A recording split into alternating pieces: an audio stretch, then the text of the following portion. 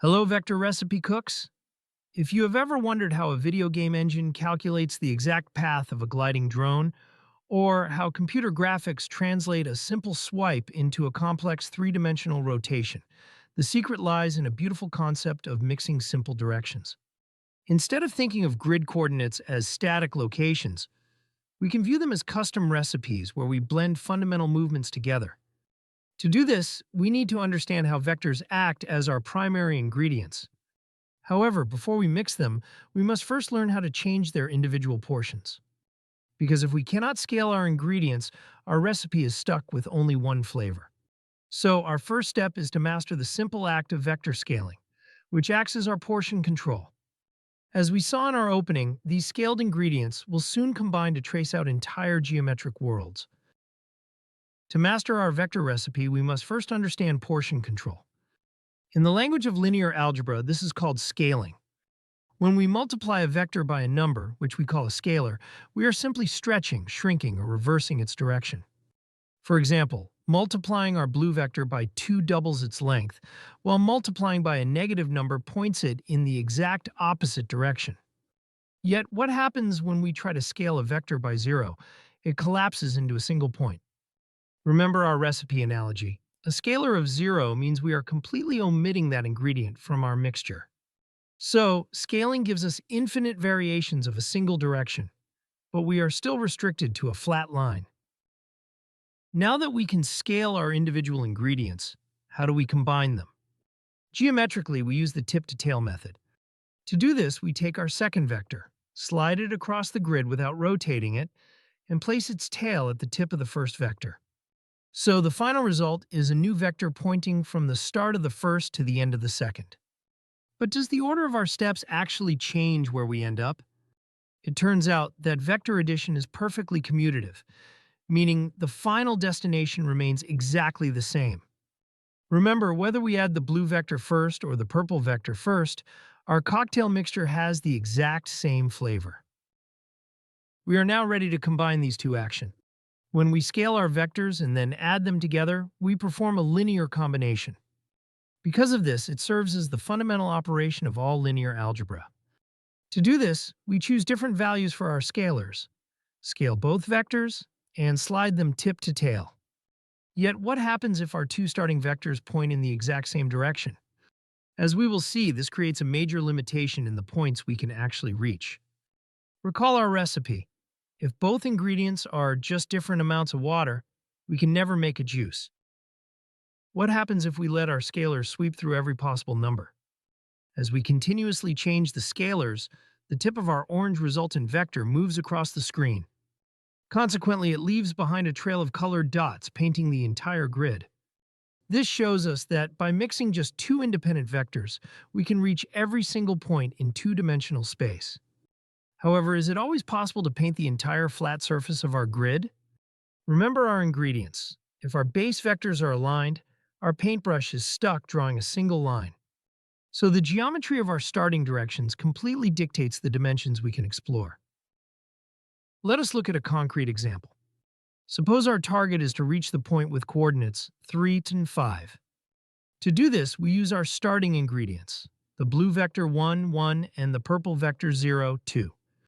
First, we scale our blue vector by 3, giving us 3, 3. Now, here is where it gets interesting. What happens when we add our second ingredient? Then we add one portion of our purple vector, which slides us up to land exactly on 3, 5. Remember, this unique combination of 3 and 1 is the only recipe that lands on this specific target. But what happens when our starting vectors align? If our blue vector and purple vector point in the exact same direction, they are linearly dependent. Because of this, no matter how we scale them, their combination is trapped on a single straight line. Consequently, we can no longer paint the entire two-dimensional plane. Yet, does this mean our system of equations has no solution at all for other points? Indeed, any target point off this diagonal line becomes completely impossible to reach. Remember, we cannot make a multi-ingredient cocktail if our shelf only contains bottles of water. This geometric mixing of vectors is not just a neat visualization. In fact, it is the exact definition of matrix vector multiplication. When we multiply a matrix by a vector, we are not performing a robotic row by column calculation. Instead, we are taking the columns of the matrix as our base vectors, and the numbers in our vector as the scalars. But why does this structural shift change how we view computer graphics? Simply put, it means a matrix is a machine that transforms space by mixing its original coordinate vectors. Remember, the matrix is our recipe book, and the vector tells us how much of each recipe to make.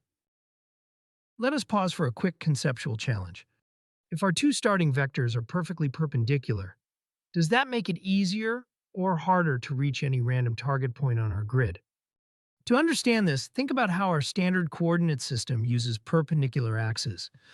However, is there a hidden advantage when our vectors do not meet at a 90-degree angle? It turns out that as long as they are not parallel, we can still reach every single point. Remember our recipe. Different flavors do not have to be opposites to make a delicious mixture. What happens when we add a third ingredient? When we introduce a third vector pointing out of our flat plane, our recipe gains a new dimension. To do this, we scale and add three independent vectors to reach any point in three-dimensional space. Consequently, our linear combination formula simply gains a third term. But what if our third vector lies perfectly flat on the plane we already painted? As it happens, adding a flat vector does not give us any new height, leaving us trapped in two dimensions. Remember, adding more of the same ingredient does not expand the variety of our menu. This brings us to a crucial concept, redundancy. Because just because we have three vectors does not guarantee we can reach three-dimensional space. If our third green vector lies flat on the plane created by our first two, it is redundant. In mathematical terms, our vectors are linearly dependent. Yet, how do we identify this redundancy without relying on visual intuition? The answer lies in our previous tool, row echelon form, which systematically reveals redundant directions. Remember, a redundant ingredient is just a waste of space in our vector recipe book. Let us work through a three-dimensional example. Our target is the point 1, 2, 3. To do this, we use our ingredients 1, 0, 0, 0, 1, 0, and 0, 0, 1.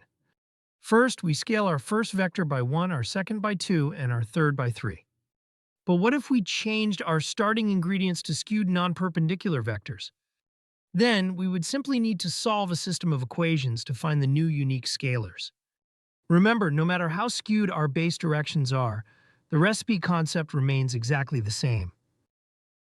While we cannot visualize dimensions beyond 3, the math of linear combinations scales to infinity.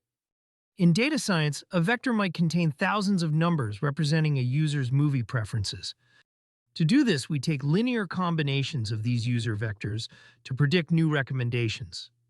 Consequently, this infinite menu allows us to mix and match features to identify hidden patterns in massive datasets.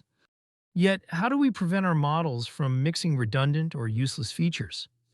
Remember, our goal is always to find the smallest set of independent ingredients that can explain our data. Here's the terminal insight that unifies everything we have learned. Simply put, linear combinations are the universal bridge connecting geometry and algebra. When we scale and add vectors, we are physically weaving the fabric of coordinate space itself. Remember our primary analogy, every point in the universe is just a unique recipe, a specific mixture of base directions that we can scale and combine to reach any destination. But what happens when we look at the entire collection of all possible recipes? As it happens, that entire collection defines a space's reach, which mathematicians call its span. You now understand linear combinations as the creative act of mixing vectors to construct space. By mastering portion control and tip-to-tail addition, you have unlocked the core mechanic of computer graphics, neural networks, and physics engines. Indeed, you have transitioned from solving static equations to actively building spaces. Remember, every complex algorithm is just a sequence of these simple mixtures. You now understand this concept, so are you ready to see how far your new recipe book can actually take you? Subscribe because as next we explore the span of vectors, exploring the reach.